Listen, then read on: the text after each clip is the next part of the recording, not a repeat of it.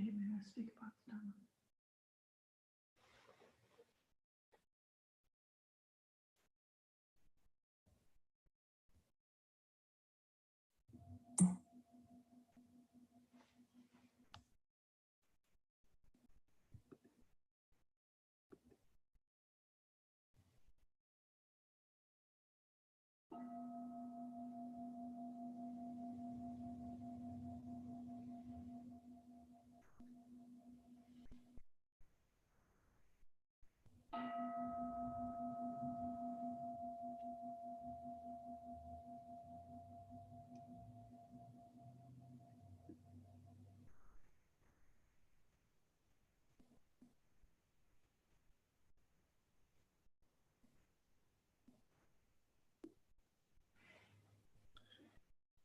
Coming to a meditation posture.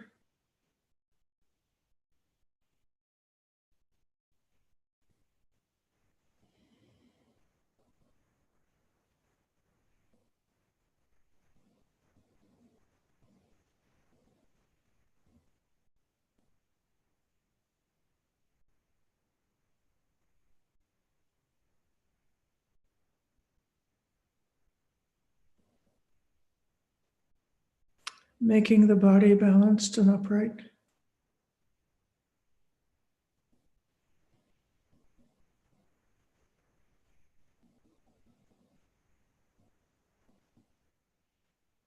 Aware of the physical body situated in the room.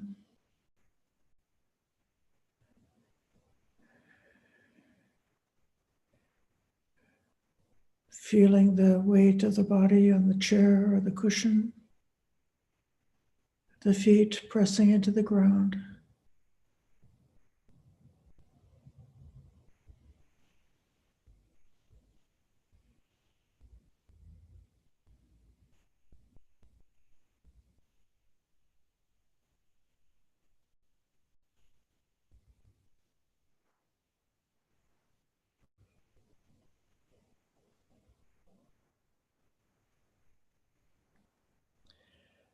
Imagine a string gently pulling up from the crown of the head so that the spine is a little more open, a little more upright,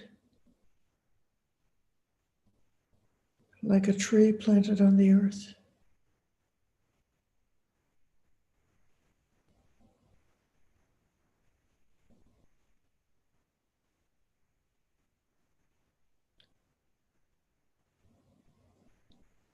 And allowing the whole body to relax without letting go of that balance. Letting the face to be relaxed. Relaxing the shoulder. Letting the belly be soft.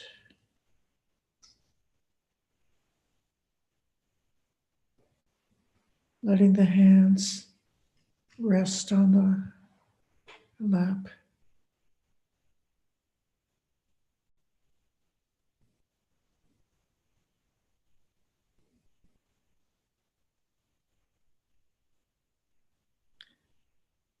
Just feeling that sense of stillness. I have arrived here for this meditation.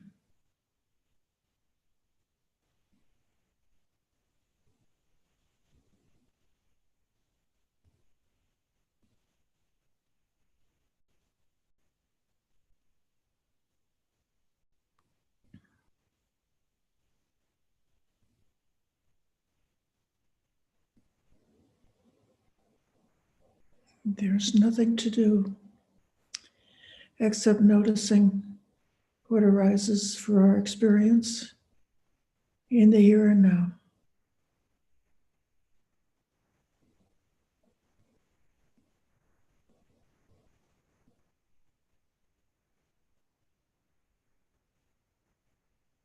Aware of sensations in the body.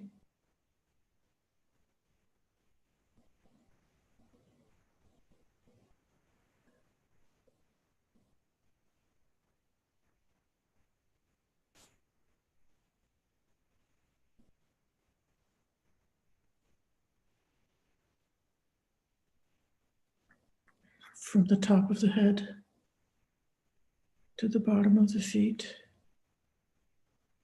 scanning through the body in whatever way you usually do it, aware of each part of the body and letting that place in the body to be relaxed, letting go of any tension or tightness, just relaxing the body.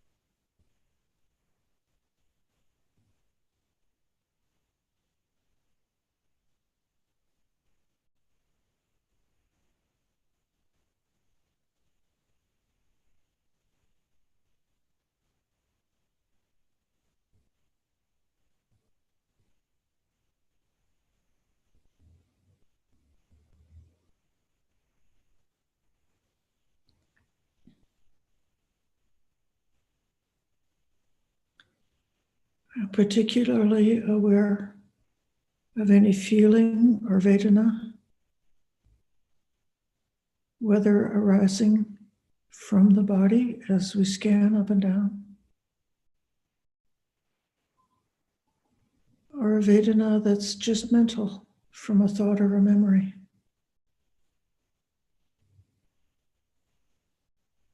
Without being carried away, just see what happens with the Vedana that might arise.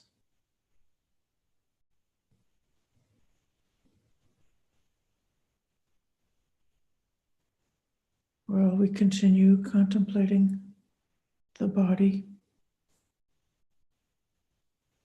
and scanning up and down, noticing the whole body from the top of the head down to the bottom of the feet.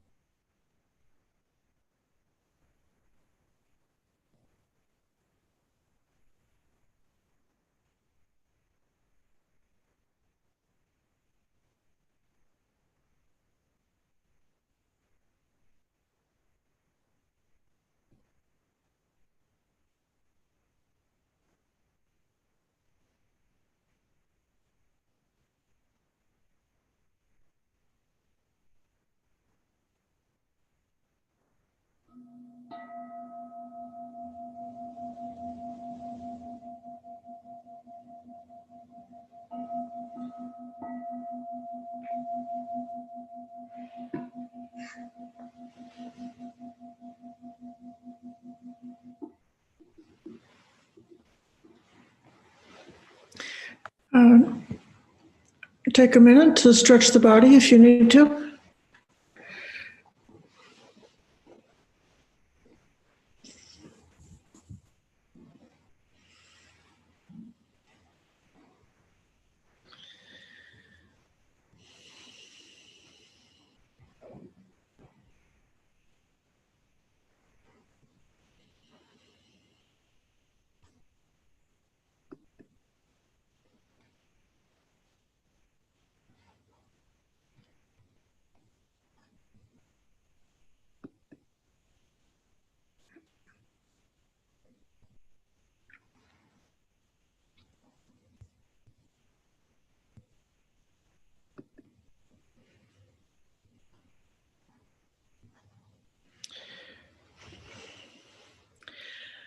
Namo tassa bhagavato arahato samma sambuddhassa. Namo tassa bhagavato arahato samma sambuddhassa. Namo tassa bhagavato arahato samma sambuddhassa.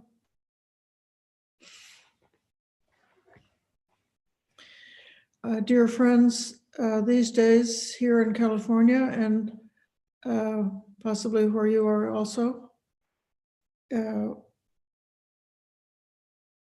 weather is so delightful, and the flowers are blooming, the warblers are singing,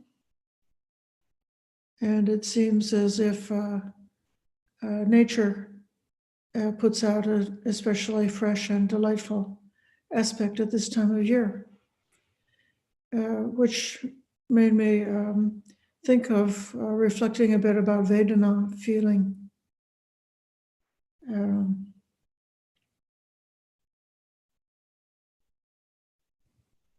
Feeling is the second foundation of mindfulness.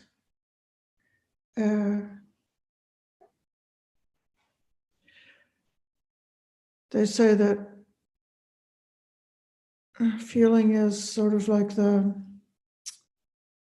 window or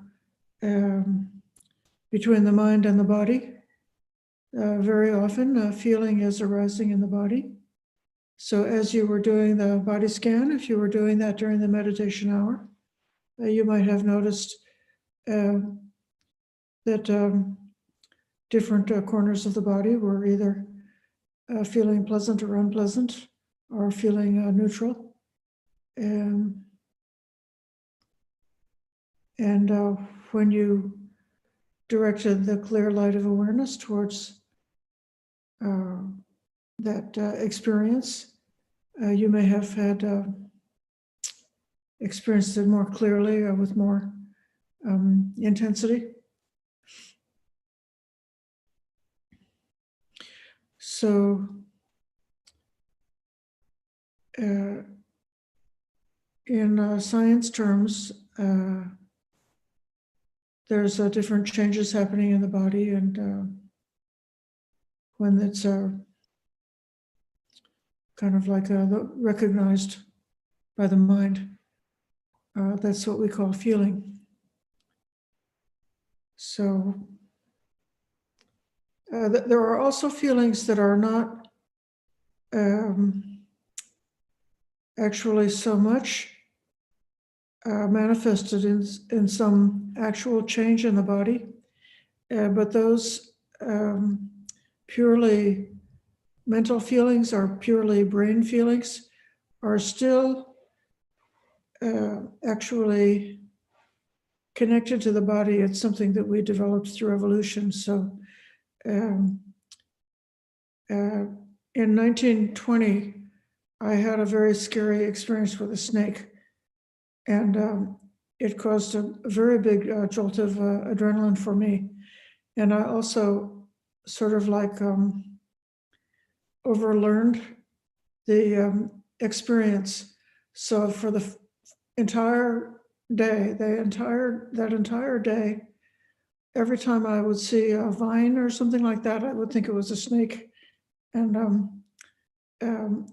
a jump. It was like a strong physical feeling. So now, if I recall the experience that I had 21 years ago with that snake, I can feel sort of like a soft reflection of the fear that I felt back then. But for me, the body is not actually creating adrenaline. It's just remembering what it would be like if there was adrenaline in the body.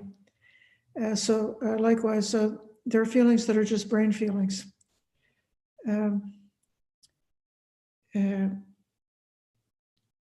the Satipatthana Sutta, they talk about Ramisa Vedana and Niramisa Vedana. Ramisa means flesh, and so Ramisa Vedana is definitely a feeling that's got some connection with the physical body, with flesh. I think the commentators say that the Ramisa Vedana is touched by the unwholesome root of greed, or the some unwholesome tendency is involved with Ramisa Vedana. And then the Niramisa Vedana is that feeling which is free from the unwholesome tendency. And then other teachers think that the Ramisa Vedana is the Vedana that's actually manifesting something that actually happened in the physical body. And Niramisa Vedana is a mental feeling. So I could be having a unpleasant physical feeling and a pleasant mental feeling. So even if there's still something with some aspect of the physical body that's out of kilter, if the mind is doing something else, it can have its own pleasant feeling, not connected to the body. But it is useful to in watching the feeling on the meditation cushion, and also going through the day, to try to be a natural scientist and really observe it very carefully and see what really happens when feeling arises, or when we become aware of Vedana.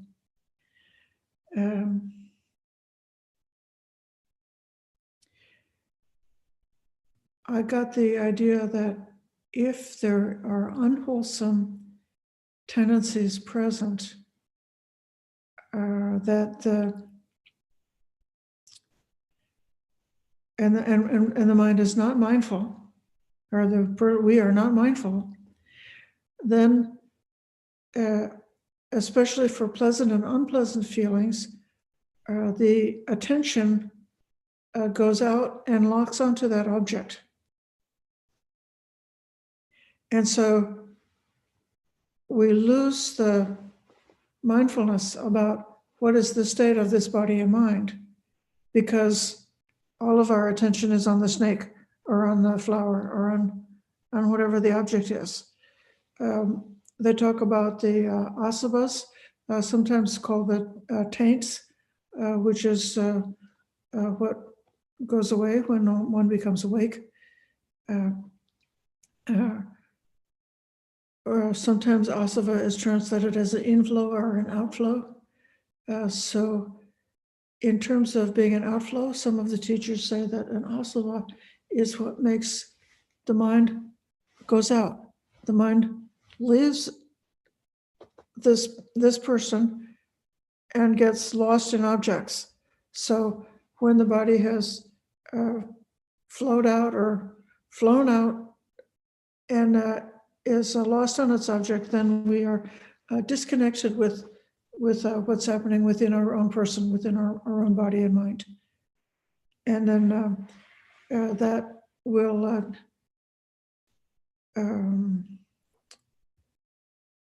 can lead us to unskillful directions. But when it's when we learn to practice guarding the senses, then when a feeling arises,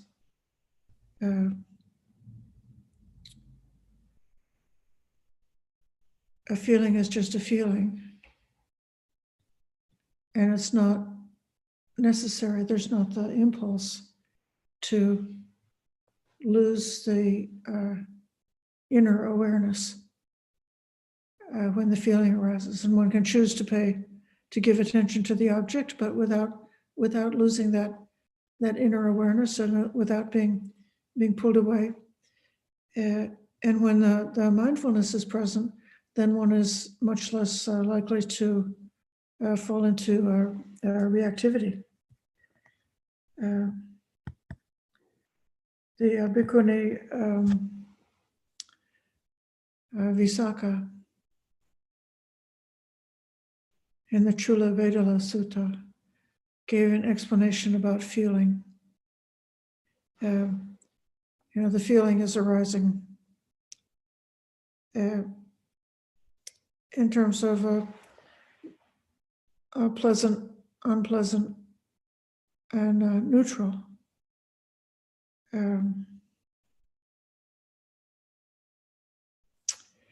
Whatever is bodily pleasant or mentally pleasant and agreeable, that's pleasant. If it's bodily or mentally unpleasant and disagreeable, that's unpleasant. If it's neither agreeable nor disagreeable, that generates a neither unpleasant nor pleasant feeling. You might remember in a different suttas the suggestion that it's what kind of feeling arises on a particular circumstance is variable. So one could be driving and another person in a different vehicle is behaving badly. And so that could create an unpleasant feeling for you if you have the strong tendency of disliking. And so you could dislike that person. But if your underlying tendency, the habit of mind, is towards kindness, seeing that person driving badly might arouse compassion. So it could be a neutral or it could be funny.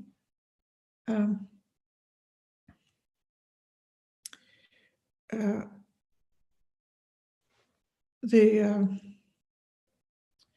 pleasant feeling has an underlying tendency of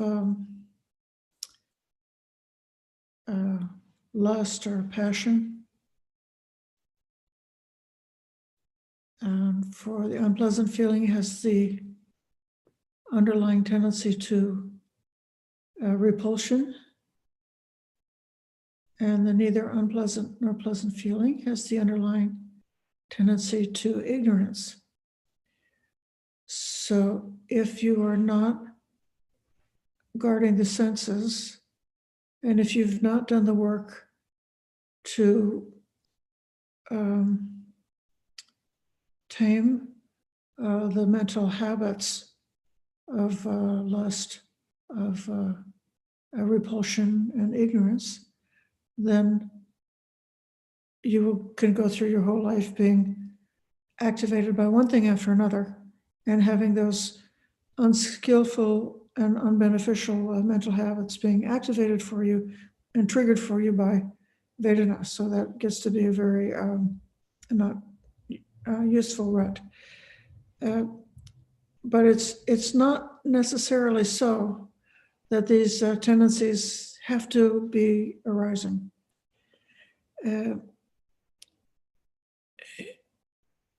One way to get a wiser perspective towards feeling is to observe their nature, whether the feeling is always the same or whether it's changing. And when we see the changing aspect of things, then we can see that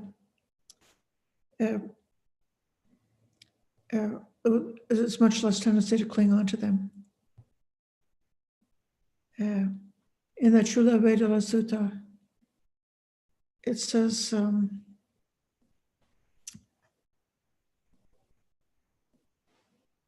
a pleasant feeling is pleasant when it persists and unpleasant when it changes.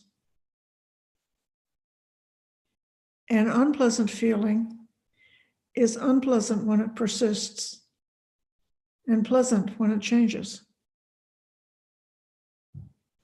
And neither unpleasant nor pleasant feeling is pleasant when known and unpleasant when unknown.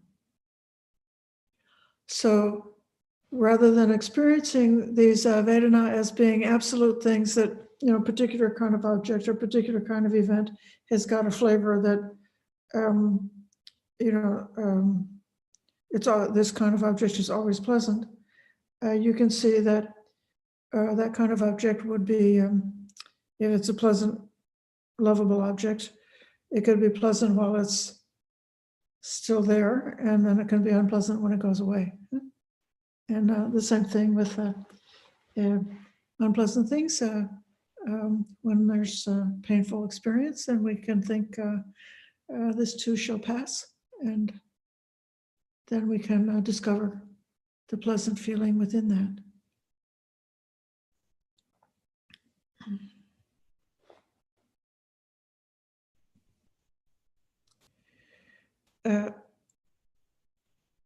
The underlying tendencies should be abandoned. That's the repulsion, the ignorance, the repulsion, and the lust should be abandoned. And a very a good exercise is when we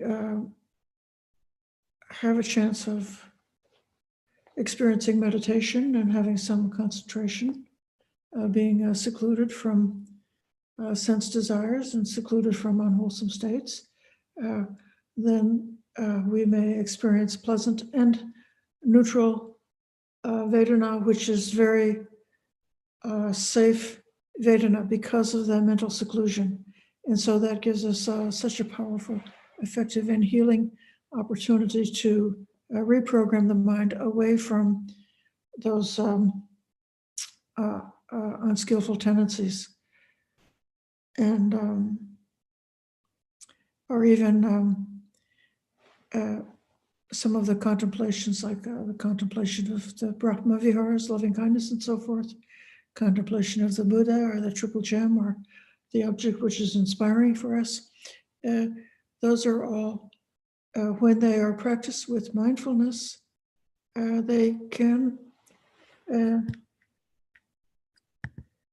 give us a chance to experience the Vedana apart from the reactivity of the underlying tendencies.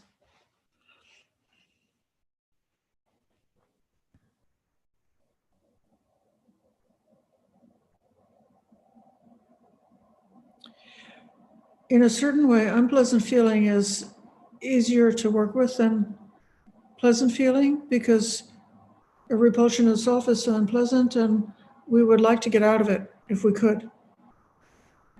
And so there's a certain motivation to do that. The pleasant feeling, in my experience, this is because I'm a pleasure-seeking type, so that's my weakness. the pleasant feeling is very sneaky and like deceptive. So that when pleasant feeling comes, you feel it's good, and you would like to stabilize yourself into that pleasant feeling. And so then the greed or the desire can come along. Actually, one can like lose their mindfulness and have the greed arising for that pleasant feeling without being aware of it, because of getting, tricked in by pleasant feelings. So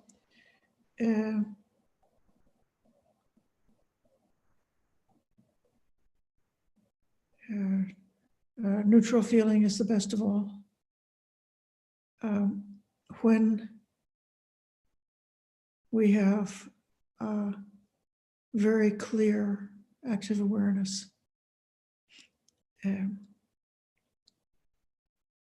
Because neutral feeling combined with full awareness is something that is very stable, and it has a characteristic of freedom in the sense that we're not being pushed or pulled by it.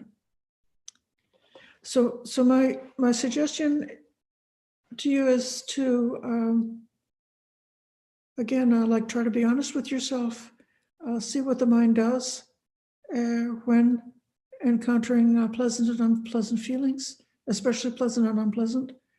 See whether you notice the neutral feelings or whether you ignore them or they go by and you're just not aware. And think about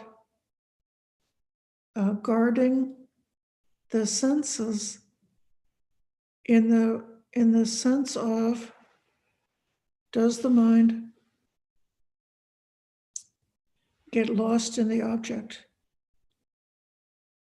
Are we able to sustain having our mindful awareness directed to continuing to be aware of what's happening within this mind and body?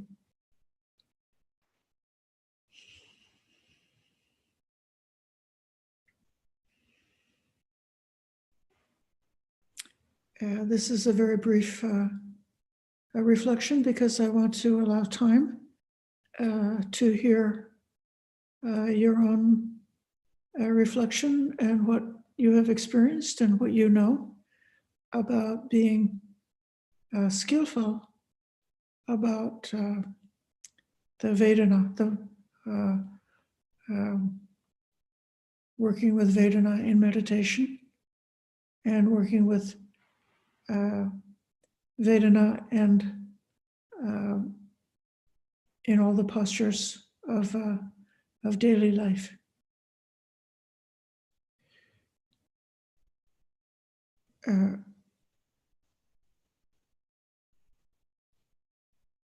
And this is a wonderful time of year to go and meditate outside, because there's a lot of beauty to be had.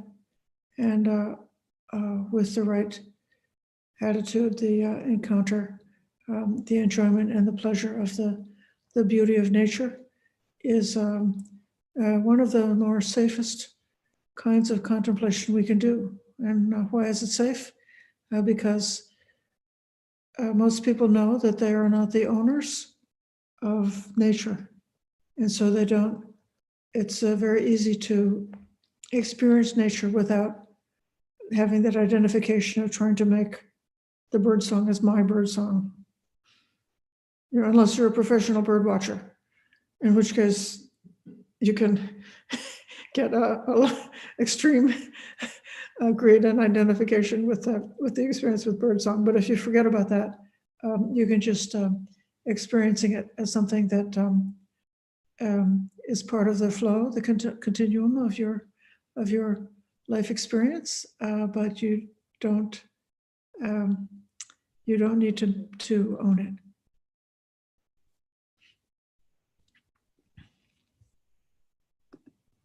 I'm switching my view to the gallery view, and I would like to hear your questions about this or any other aspect of the Dhamma, or your statement about what you have learned and what's really works for you in terms of being skillful with Vedana. We're blessed to have several of us here in the room, and if any of you have a comment, I will be happy to hear it. Ayya, do you have something to say about Vedana? No? Okay.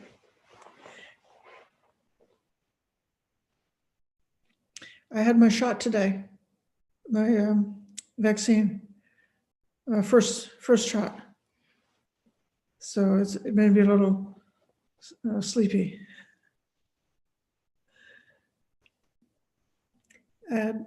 Dory.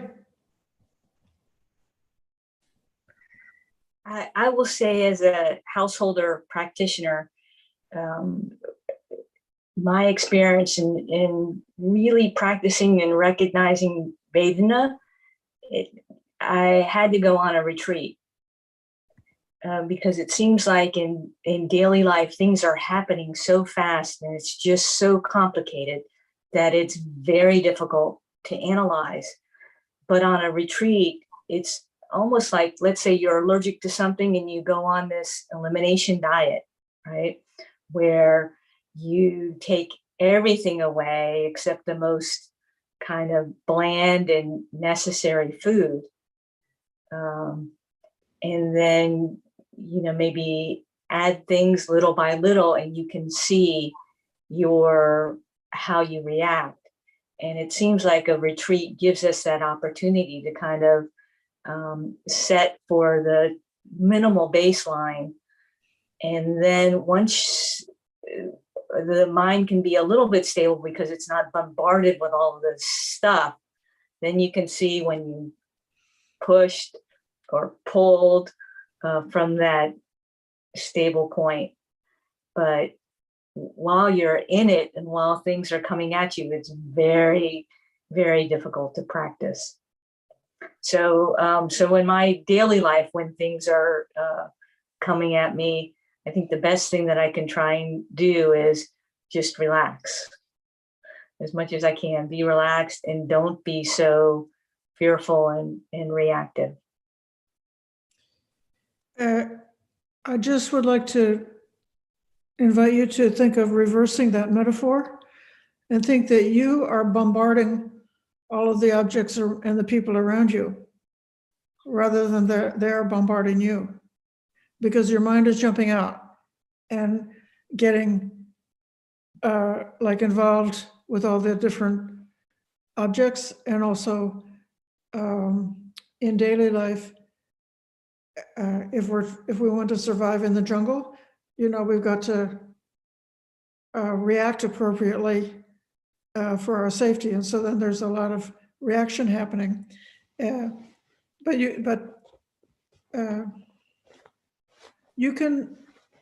you still can find a lot of Vedana in daily life, right? I mean, I think you're an attorney, if the judge says you're overruled, then, or something like that,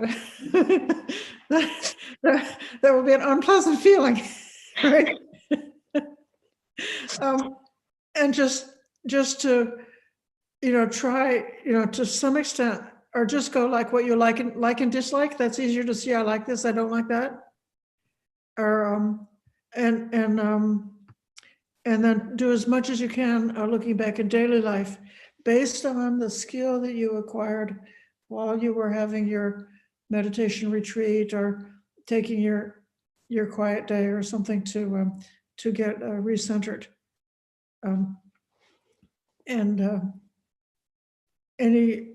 To whatever extent you're able to stay centered within yourself, and not when things happen that are likable or dislikable, that would be a real victory. So thank you. You're going to tell me if you had any victories in that way. If I have any what? Tell me next week if you had any victories in being able to stay centered within yourself while being bombarded. Okay. Yeah. Yes. Yeah.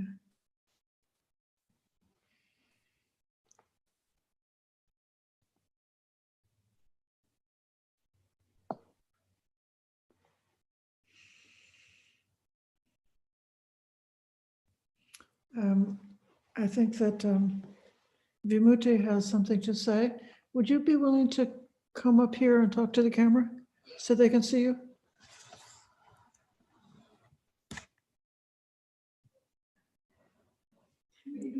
And now you get to have the lovely view of our side altar, as well as seeing our white-robed monastics.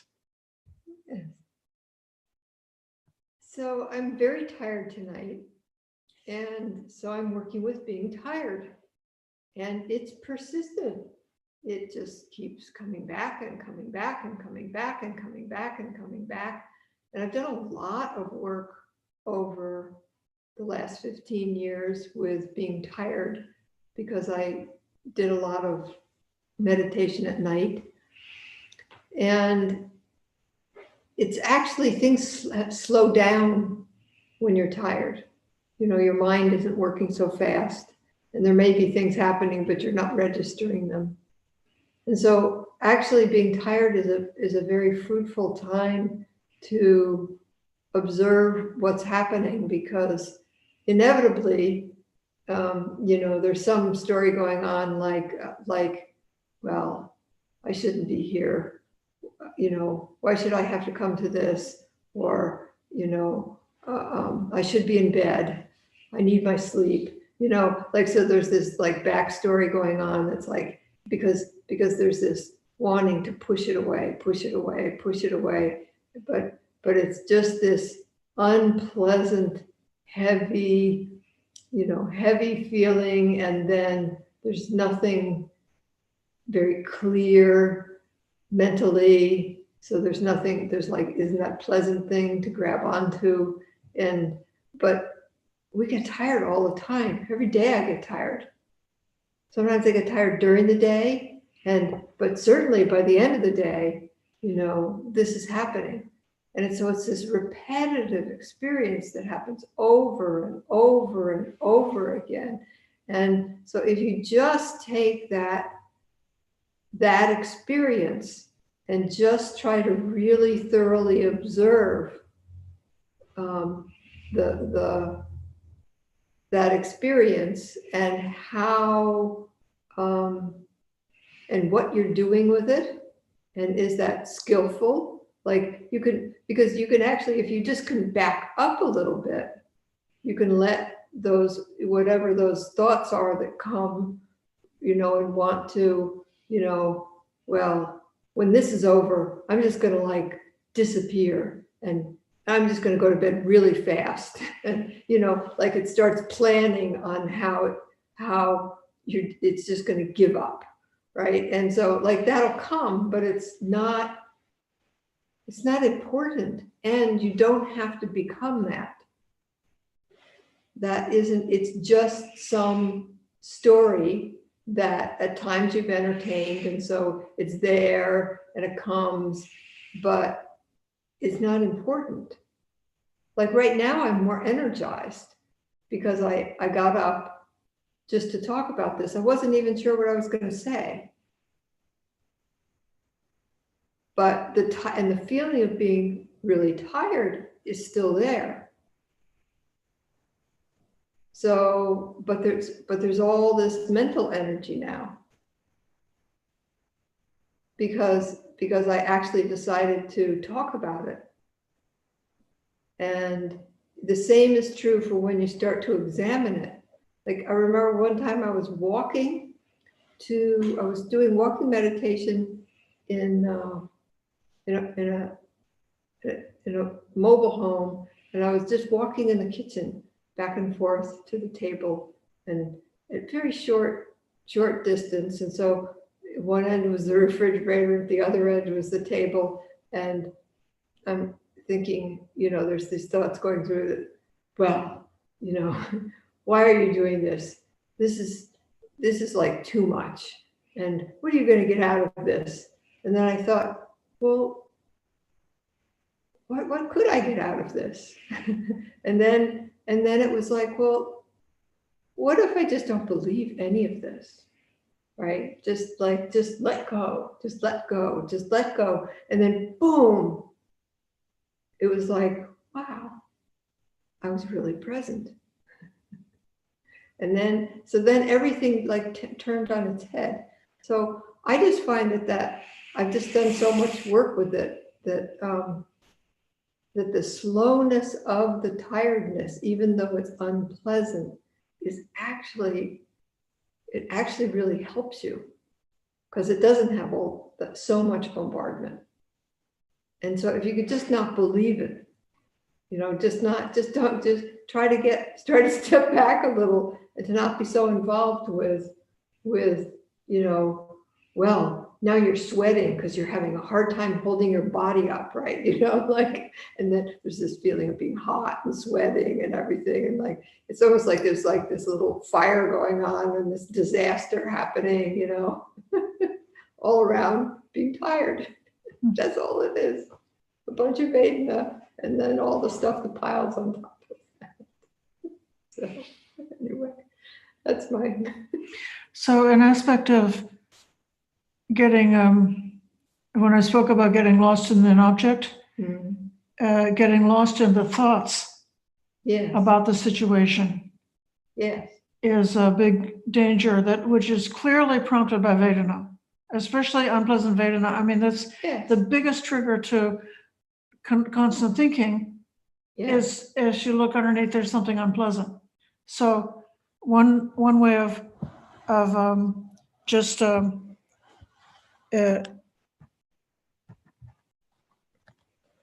releasing that to me is if I just say, well, okay, this is unpleasant.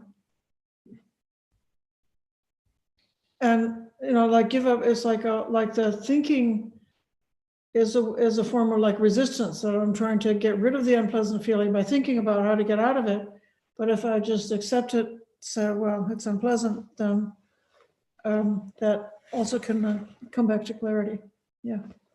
Or else just see how the thinking is happening and be more objective about the thinking mind. Yeah.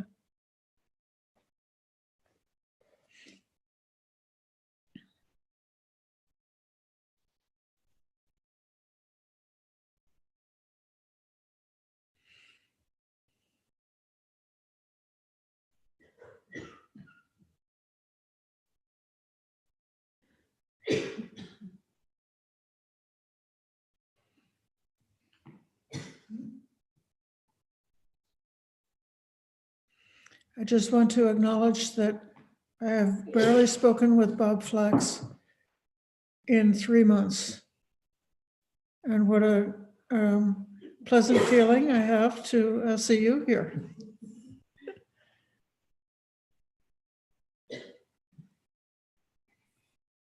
Thank you, Ayya. I hope we'll have time to catch up. We've got a few things to catch up about. Yeah.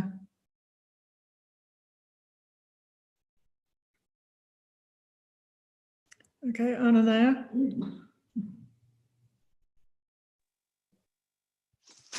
Well, I'm happy to report that after recent back-to-back retreats I guess it ended up being like 10 days maybe or so.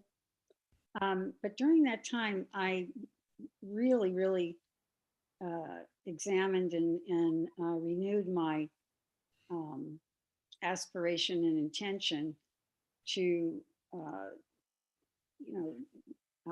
loosen and release aversive types of reactions and whatever, particularly around driving. And it's was kind of a remaining thing. And so today I had occasion actually to drive down to the monastery, and the route that I take, I don't like to go to the freeway. So this really beautiful country road, and it's springtime, and the wine vines are coming out, and it's just a beautiful drive. And so as I set out, I prepped my mind, it just reviewed, mindfulness, body, driving, just doing all those kinds of things. And it was one of the most pleasant drives ever down there. There wasn't a soul on that road except me. And they had just recently repaved it. So it's really just, a very easy drive. But staying present to really driving and being mindful while I'm doing that, right? And to back up just a little bit, I had occasion yesterday to be for an eye problem. A certain sequence came up that was reminiscent of something in the recent past that I had concern about. So I had to decide last night whether it really was an emergency, that I should go to the emergency room, or was it really something linked to the other event? So I sat for a while and I looked at that. I wasn't frightened. It was really more looking at it as objectively as I could, using my nursing background and doing some investigating and thinking. So I felt that I'm confident that I would go through the night and I would check with the advice people in the morning. So, and then by the time the evening or the end of the night, the symptom was gone, and I dutifully called and made an arrangement to see the ophthalmologist this afternoon. So in those pieces though, it was, this is coming up. I'm aware of it. Am I worried about it? Yeah, it was could be potentially serious, but I didn't feel panic. I had concern, but not flat out panic. And being slowed enough to where I really could just go from one thing to the next thing and the next decision and the next decision, as opposed to allowing it to, magnify or papancha its way into something unreasonable.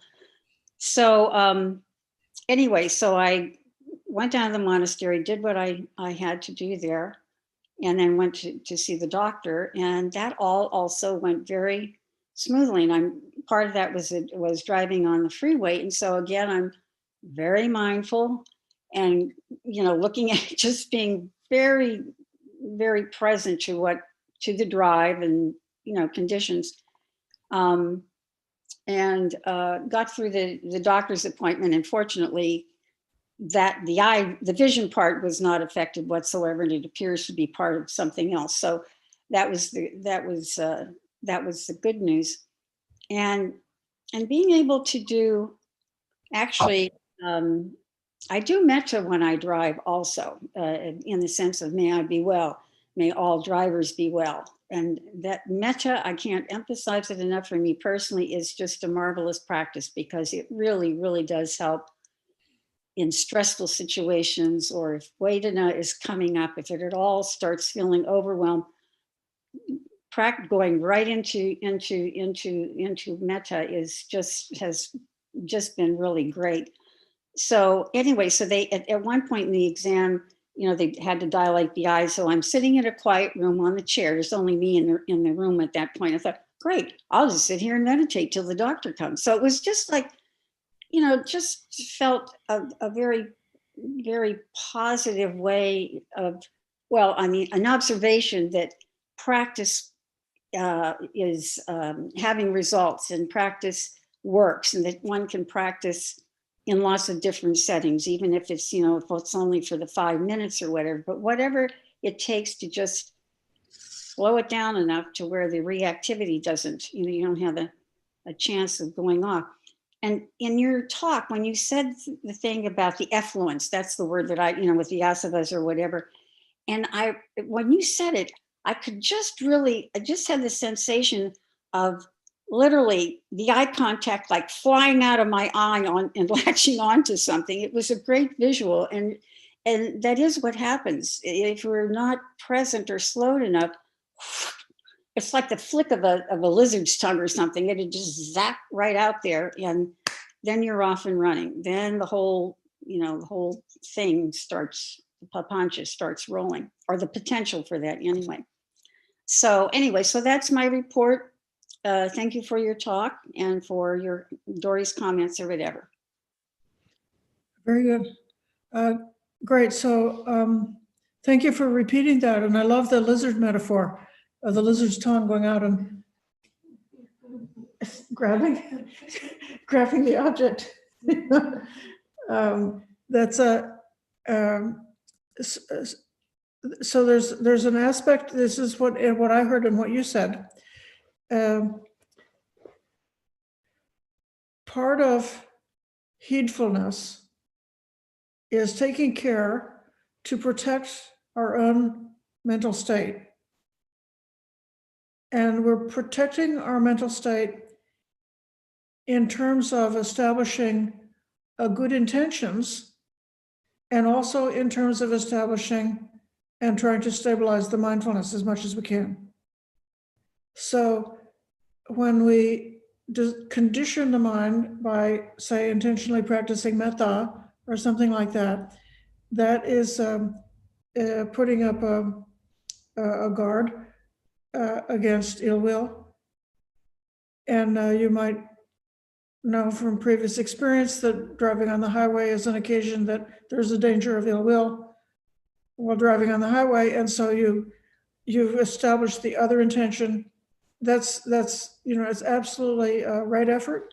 And it is kind of, when they talk about heedfulness, that's not exactly the same thing as mindfulness. Heedfulness is be careful because you see the danger if you fall in if you say these unskillful tendencies is something like falling into a ditch or something, and it's like you make a groove, and you really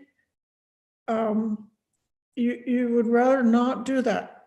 You see the danger, and so then both before, during, and after, having that clarity about one's intentions to protect in that way, I think is a huge part of it. It's not exactly on the topic of Vedana, except that Vedana is the trigger for the unskillful intentions. So one of the ways that we have to protect ourselves against falling into the ditch of getting carried away with unskillful patterns is if we are so interested in the Vedana and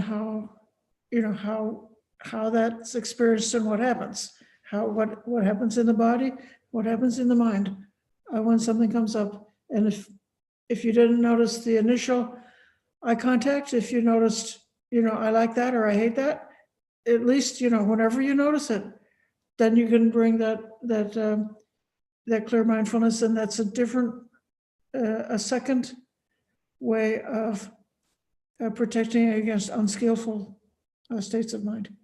Yeah. Yes. Yeah, it's the Buddha said, don't pick up the sign. It's the sign being that the heat part of the heedfulness, like, oops, there it is. There's the potential for me to go down the rabbit hole here if I'm not careful. To have that sense of heedfulness and alertness, to not get sucked into something, not pick it up, don't allow it to enter, and just drop it. Right.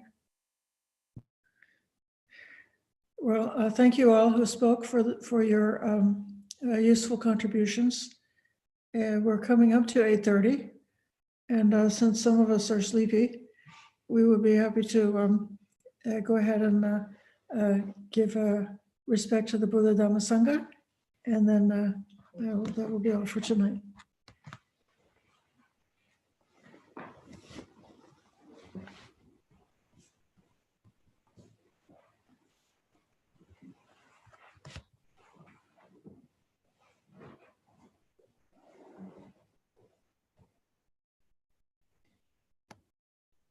Araham Samma Sambuddho Bhagava Buddham Bhagavantam Abhivademi.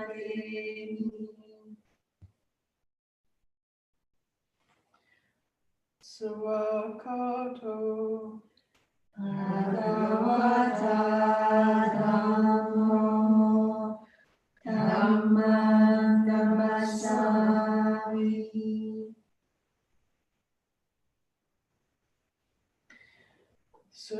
Subhatipanno Bhagavato